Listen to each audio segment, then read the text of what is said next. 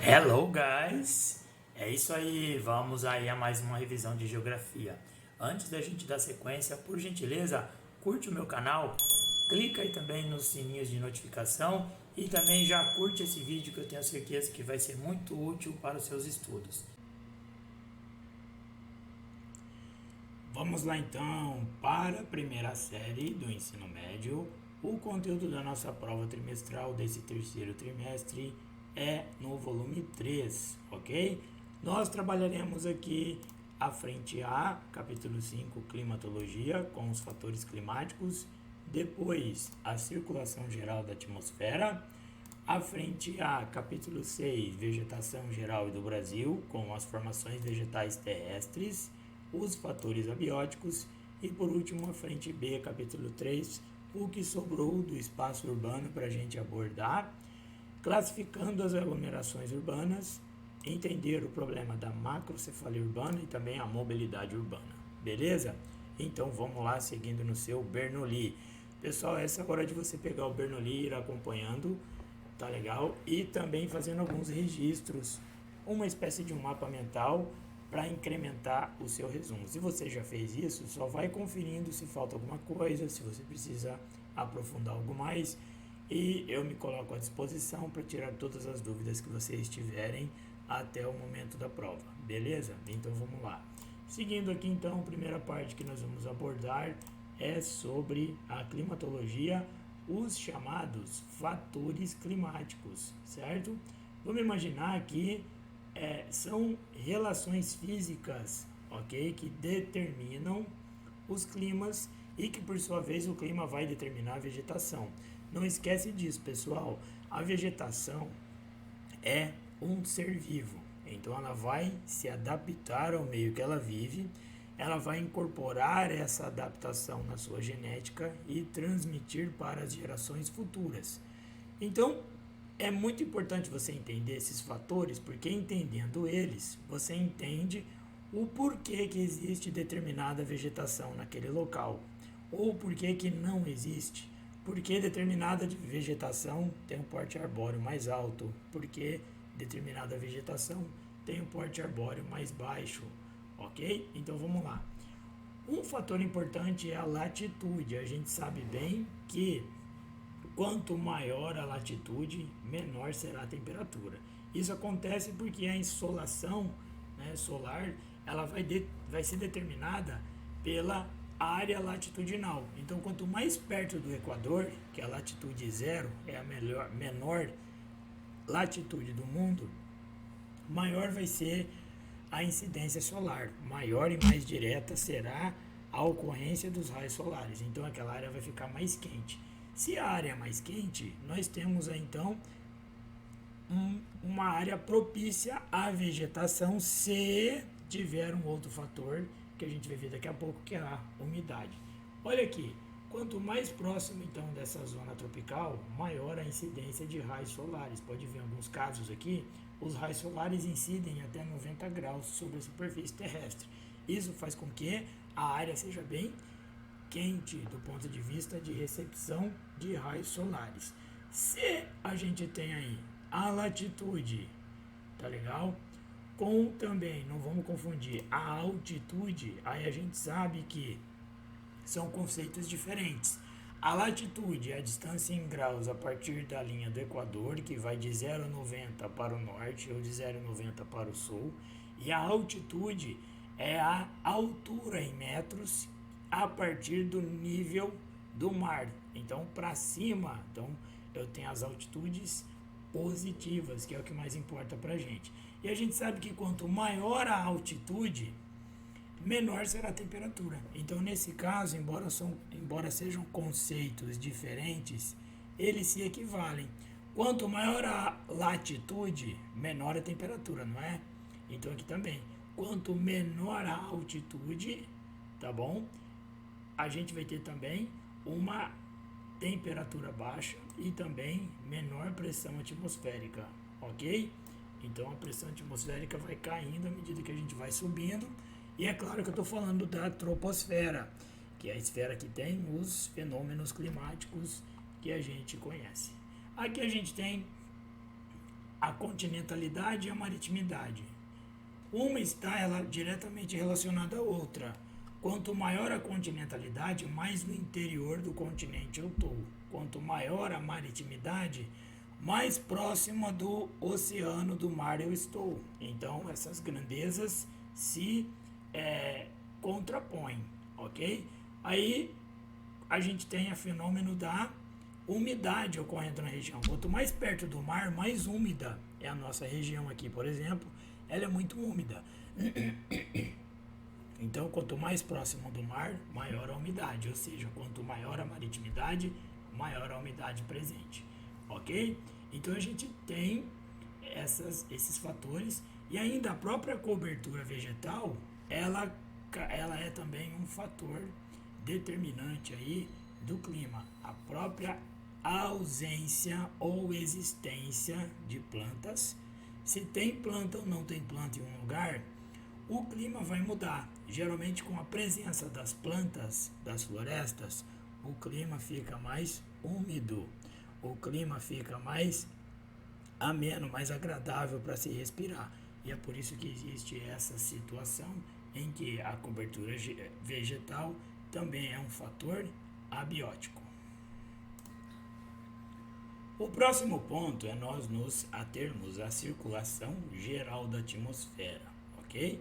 Essa circulação, ela ocorre simplesmente porque existe diferença de pressão entre as camadas da atmosfera, beleza? Existem aí massas de ar, que são os blocos formados por camadas de ar que têm a mesma pressão, mesma temperatura, mesma característica físico-química. Então eles se unem e formam blocos de ar gigantes que pairam sobre a gente, ok? Lembro a vocês que nesse momento a gente não precisa saber sobre a força de Coriolis, ok?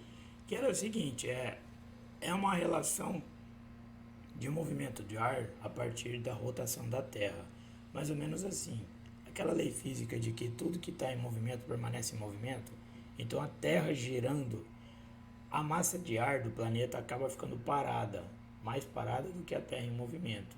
E essa relação da Terra girando e o movimento da massa de ar que causa essa força de Coriolis.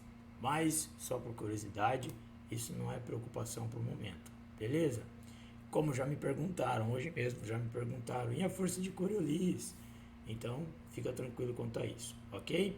Aqui tem um modelo de circulação global que é a partir do jogo de pressão e calor terrestre. Então, nós temos aqui a troca de pressão e também de calor da Terra, beleza? E por isso que dá toda essa movimentação. Trouxe um esqueminha para vocês que a gente já viu em aula sobre como que isso funciona melhor. Deixa eu ligar aqui.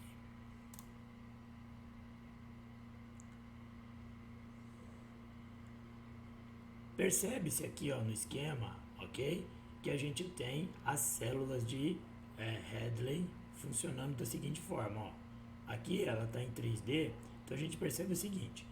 O ar quente é mais leve, então ele sobe para as partes mais altas da atmosfera. Ao subir para a parte mais alta, ele esfria, ele fica mais pesado e cai em forma de ar frio.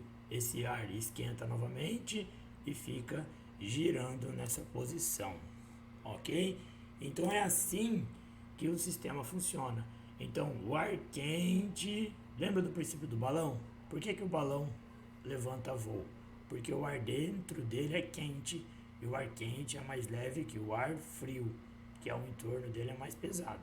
Então o ar quente sobe, beleza? Como a gente vê nas setinhas aqui, ó, e adquire as camadas mais altas, vai lá para o final da troposfera e depois ele retorna para a superfície. Isso aqui fica girando, são as correntes de convecção, que também são chamadas de célula de Hadley, ok? Tem também as células polares, que é o mesmo princípio. O ar quente, lembra que a região tropical equatorial é quente? Então esse ar quente, ele vai procurar uma região mais fria para tentar aliviar esse excesso de calor. Lembra que na natureza tudo tende ao equilíbrio, então se o lugar está muito quente, o ar vai necessariamente se deslocar para uma área mais fria para aliviar, para dissipar esse calor. E por isso que ele vem aqui para o Polo Norte, que está bem congelado. Ao esfriar esse ar, ele fica pesado, acaba sendo retido nessa região, mas o próprio movimento do ar quente tropical acaba empurrando esse ar congelado dos polos de volta. É por isso que a gente tem essa movimentação toda aqui. Então, basicamente isso acontece por troca de temperatura e pressão. Lembra nos experimentos atmosféricos que a gente viu que a pressão atmosférica ela migra, ela se movimenta de uma área de alta pressão para uma de baixa pressão. Então é esse movimento que vai ficar fazendo com que as correntes, as massas de ar se movimentam. Isso tudo aqui a gente está falando de circulação atmosférica, certo?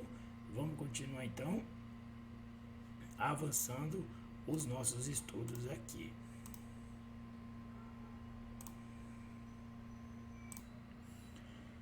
E aqui é a representação, né, das células de Hadley estáticas, mas só para você ver que isso daqui tudo está em movimento, ok? Então vamos avançar para os nossos próximos passos. Não se preocupa com célula de Ferrel e a célula polar você acabou de ver, beleza? Então vamos avançando aqui. Entendido, pessoal, a formação climática, a gente tem a formação vegetal. Lembrem, acabei de dizer isso, as vegetações acompanharão os seus respectivos climas. E é aqui que a gente vai observar que isso de fato acontece.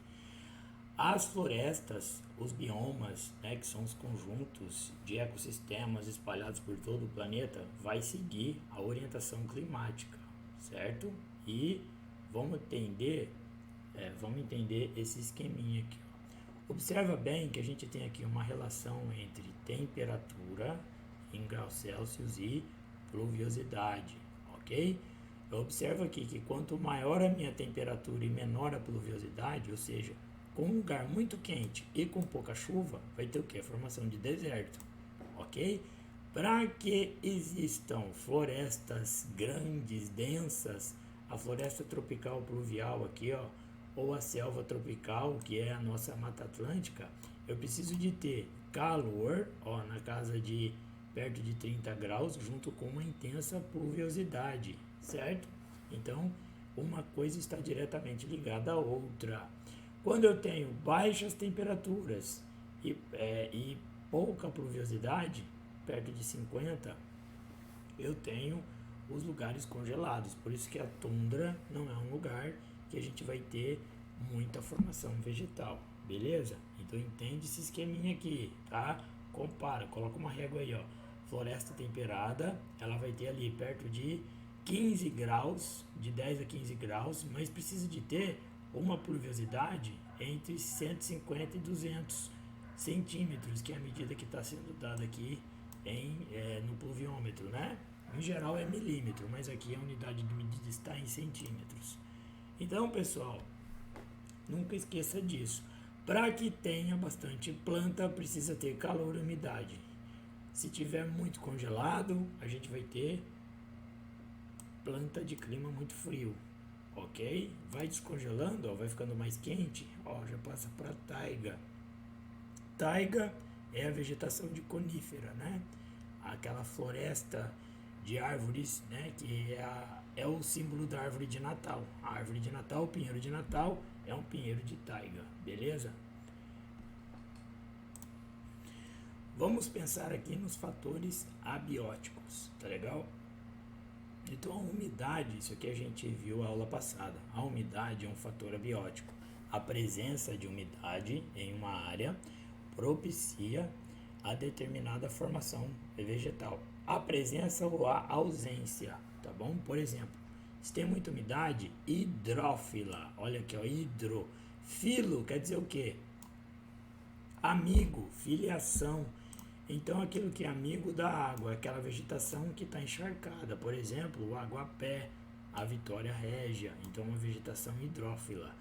Vamos ao contrário, a xerófila, onde a gente tem pouca umidade, tá bom? Ou nenhuma umidade, no caso dos desertos, e a caatinga brasileira, são os cactos, tá bom?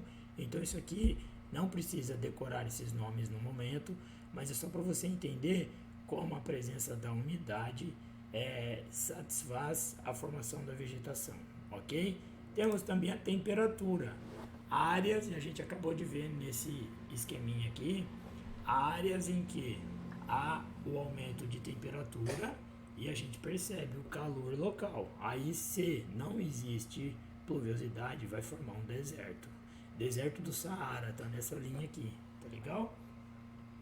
Quando a gente tem uma área, ó, mega você não vai te lembrar, grande, megatérmico, quando é superior a 20. Meso, tá entre, tá no meio, então quando tá de 12 a 15, temperado. E microtérmica é quando fica abaixo de 12, tá legal? Áreas bem congeladas, certo? Bem frias. Existe também a altitude, aí a gente acabou de falar, mas vamos ressaltar isso aqui, que a altitude, a gente viu que é um fator climático, mas é também um fator abiótico para a ocorrência da vegetação.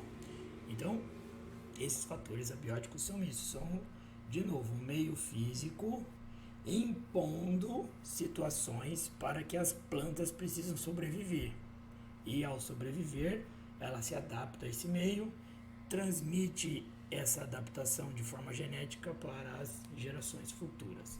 Então a gente sabe que quanto maior a altitude, menor a temperatura. Então vai ficar mais frio, tá legal? Quanto mais eu subir. Então aí vai ter um tipo de vegetação lá no topo da montanha. É o que a gente observa bem nesse esqueminha aqui, ó. Eu olho e vejo que quanto maior a altitude, olha aqui, de 3.000 a 6.000 metros, ok? O que aconteceu? Neve, gelo, tundra também, floresta de conífera, tá legal? Foi esfriando. Quanto menor a altitude, mais calor eu tenho aqui embaixo. Então o calor tende a se concentrar nessa região mais baixa e é por isso que eu tenho aqui densas florestas. Então as florestas tropicais ficam em altitudes pequenas, tá legal? Olha nessa Mata Atlântica, ela vai estar na altura aí de 600, 700 metros no máximo, tá legal? Que a nossa serra do mar que a gente sobe e desce é uma altitude bem baixa, se a gente imaginar que existem lugares superiores a 6.000 metros ou 6 quilômetros de altitude.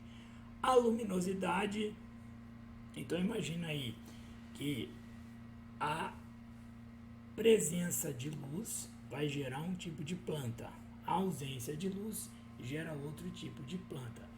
Como eu falei, pessoal, não precisa se apegar a esses nomes aqui no momento, tá legal? Você precisa só entender o conceito que é o de luminosidade, beleza?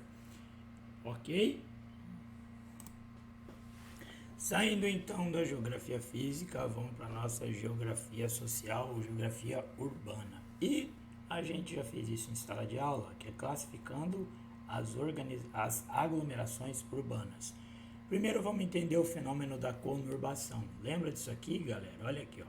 Eu tenho 3 municípios, como é que eu sei? Porque eu tenho aqui, ó, o limite municipal está pontilhado e dentro do município eu tenho 3 áreas urbanas. Então, dentro do município eu tenho 3 núcleos de cidade. Essas cidades foram crescendo todas em direção ao limite municipal.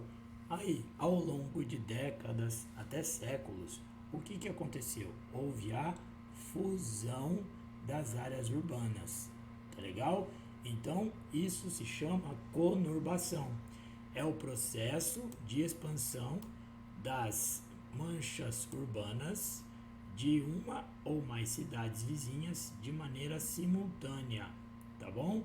Então, essas áreas vão atingir o limite municipal, vão se integrar e vão formar uma área urbanizada e contínua, tá legal? Mas atenção, Os limites municipais deixam de existir? Não, não deixam. Então pode ser que aqui eu tenha uma rua que um lado é uma cidade, do outro lado é outra cidade. E a gente viu que aqui em Santos, São Vicente e na Grande São Paulo, isso acontece e muito, com muita frequência, tá legal?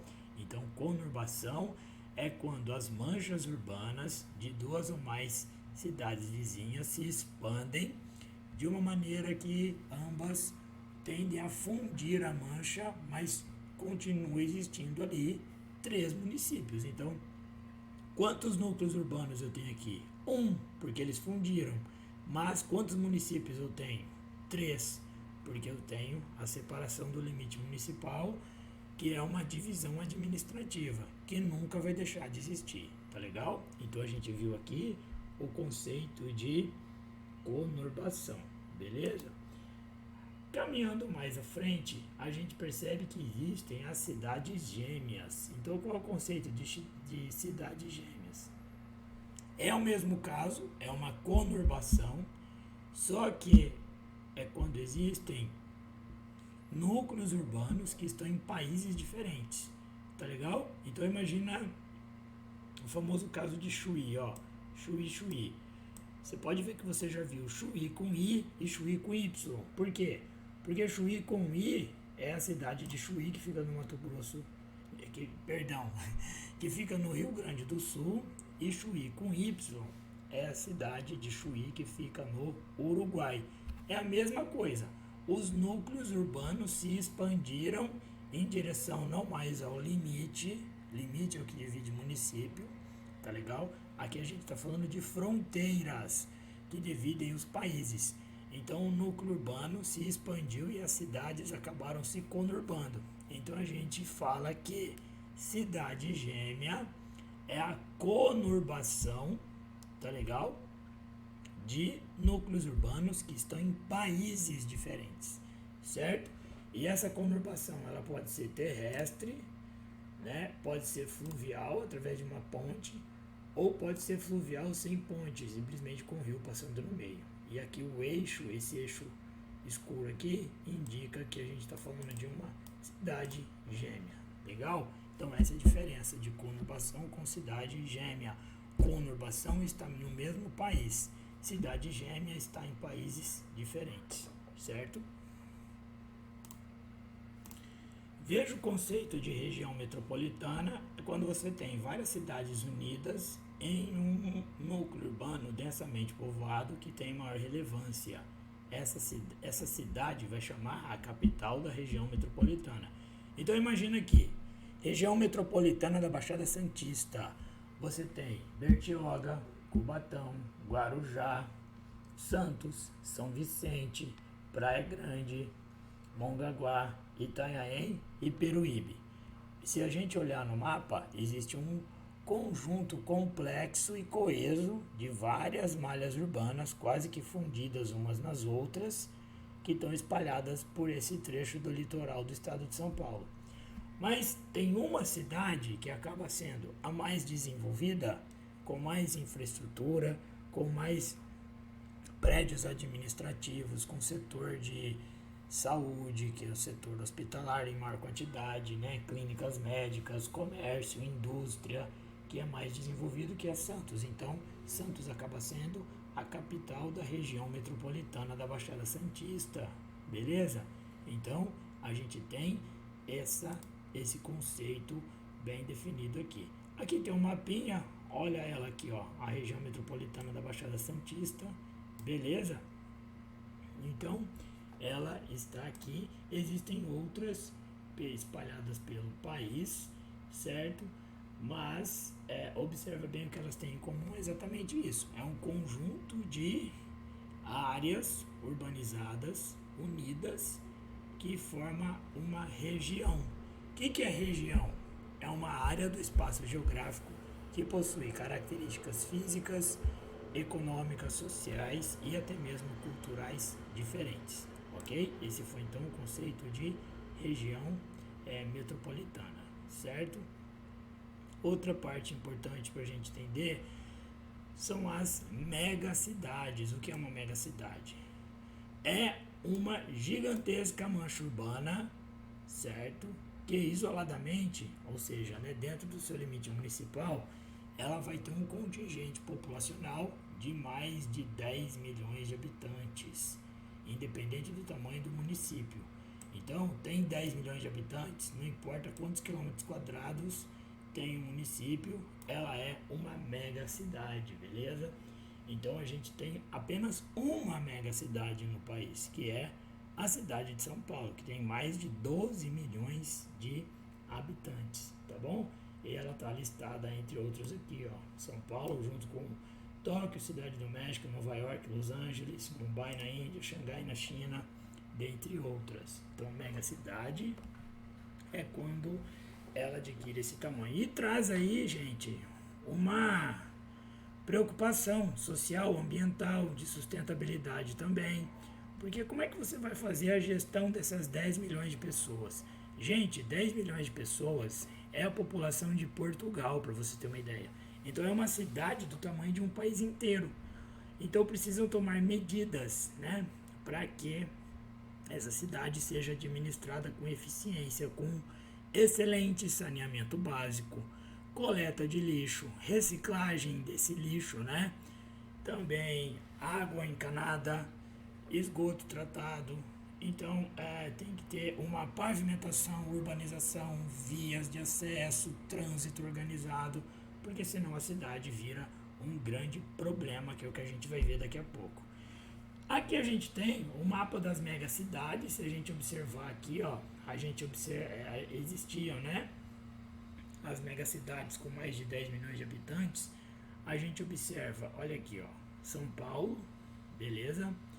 As cidades grandes que tem de 5 a 10, então aqui tem São Paulo e Rio de Janeiro. Aqui a gente tem Los Angeles, Cidade do México, Nova York, outras pela Europa, ok? Aqui, ó, no Cairo, no Egito também existe, na Índia e na Ásia. Observa bem esse mapa, tira uma foto dele com a sua mente, clique, vamos comparar com o outro. Olha a quantidade de megacidade, como aumentou, tá joia? Então, aumentou, cresceu muito, e em sua maior parte na Ásia. Então, a Ásia, ela é o local por excelência de concentrações das megacidades, ok? Então, é lá que a gente tem as maiores aglomerações urbanas da Terra. Em sua maioria, são megacidades da Ásia.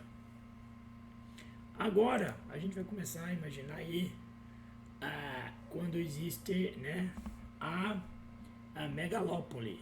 Megalópole, pensa assim, ó, a gente não observou a conurbação quando várias malhas urbanas se fundem e formam uma malha urbana unificada com vários municípios. A megalópole é uma conurbação de metrópole. Pode ser que seja até uma megacidade no meio. Então tem uma megacidade que se expande, ela conurba com cidades menores e acaba formando uma massa unificada, ok? Então a gente tem aí essas áreas. Nos Estados Unidos, a gente tem a famosa Boswash, que é a mistura de Boston com Washington, ok? Tendo Nova York no centro, tá? Então fica Nova York bem no meio dessas duas regiões. Olha aqui, ó, Boston, tá vendo aqui em cima? Boston, a Nova York aqui no meio, ó, Washington, Boston, Washington, Boswash, tá? A Sansan, tá legal? Sansan aqui também, que é São Diego, é São San, que é São Diego, São Francisco e São Diego, ok? A do Japão, olha só, de Tóquio, tá legal? Até a Kyoto, Osaka, né? Osaka e Kyoto, duas cidades muito importantes. A gente tem também uma megalópole japonesa. E aqui no Brasil a gente tem uma megalópole em formação, que no caso é a Grande São Paulo, né? Que é uma megacidade, com o Rio de Janeiro, que é uma cidade bem grande, tem mais de 6 milhões de habitantes, a cidade do Rio de Janeiro. E no entorno aqui a gente vê na Via Dutra, que é a principal rodovia de ligação entre as duas cidades. A gente observa que na Via Dutra as cidades médias estão surgindo no entorno. Então, futuramente, a Via Dutra vai ficar toda com várias cidades conurbadas, como aqui a gente já tem. Olha Pindamonhangaba e Taubaté, São José dos Campos e Jacareí, já conurbou, tá vendo? Então a gente observa que esse fenômeno vai se estender, tornando do Rio de Janeiro até São Paulo uma única malha urbana. Isso se chama megalópole, certo? Um exercíciozinho aqui, ó, área urbana B, quando elas se conurbam, formam uma área C que pertence, né? Olha aqui, a gente tem aqui o limite municipal respeitado. Então lembra que o limite municipal nunca deixa de existir, beleza? É assim que a gente entende, então, essa parte. O próximo passo que a gente vai observar são os problemas sociais urbanos causados pelo inchaço e desigualdade. Como assim inchaço? É crescer fora do controle. Tem até a figura do filme Wall-E aqui, né? A gente viu que o Wall-E retrata o planeta Terra cheio de lixo, de tão caótico que o planeta ficou. Os humanos acharam mais fácil abandonar o planeta e viver numa espaçonave. Então, esse problema gera a chamada macrocefalia urbana. O que é a macrocefalia? No pé da letra, é o crescimento da cabeça de forma desordenada. Então, a macrocefalia urbana é o crescimento da cidade de forma desordenada, em que a infraestrutura não acompanha o contingente populacional, fazendo com que as populações não tenham acesso a moradias dignas e acabam morando em lugares totalmente difíceis de serem habitados, que são as favelas. Vamos lembrar que elas estão espalhadas em todas as grandes cidades. Então, macrocefalia urbana é o crescimento acelerado de áreas urbanas, principalmente em metrópoles, e acaba causando o fenômeno da exclusão do espaço. Algumas populações não conseguirão viver em lugares mais nobres e acabarão vivendo em lugares muito insalubres, tendo a sua vida muito comprometida e muito dificultada por conta disso. Uma das formas de resolver esse problema é planejamento urbano das cidades, por isso que tem que ter muito e sempre, ok? Outro problema que a gente tem, que está retratado aqui, é do trânsito, pessoal. Não vamos esquecer que o trânsito é um fator muito complicador dentro da vida urbana de uma cidade. Então, o número de veículos associado à falta de obra infraestrutural na construção de avenidas, de ruas, de rodovias, vai complicando cada vez mais esse trânsito, né? Por isso que tem que ter gestão do trânsito. Então, a mobilidade urbana vai sendo afetada e criando aí o famoso caos do trânsito, certo? Aí vai ficando tudo ineficiente, tudo fica ruim para se deslocar, o deslocamento é demorado, acaba ficando caro, então fica caro para a gente sair de uma área para outra e vai encarecendo também os produtos, porque as mercadorias circulam de forma mais dificultosa dentro das cidades, entre as cidades também, porque a gente tem aí o congestionamento até mesmo de rodovias. Quem nunca ficou preso no congestionamento de feriadão em uma rodovia? É terrível, não é? Então, aquilo ali é a mobilidade urbana ineficiente que ocorre nas cidades, certo? Bem, pessoal, com isso a gente atingiu boa parte do nosso conteúdo, tá bom? Já falamos de tudo, comentamos tudo que tem para falar. O último ponto foi aqui a mobilidade urbana. Espero que tenha sido muito útil, espero que vocês consigam entender a minha voz, que hoje está bem complicada, e qualquer situação que você tiver dúvida, pode me chamar, me perguntar, que eu vou respondendo na medida do possível. Valeu, pessoal, forte abraço e excelente prova para todos.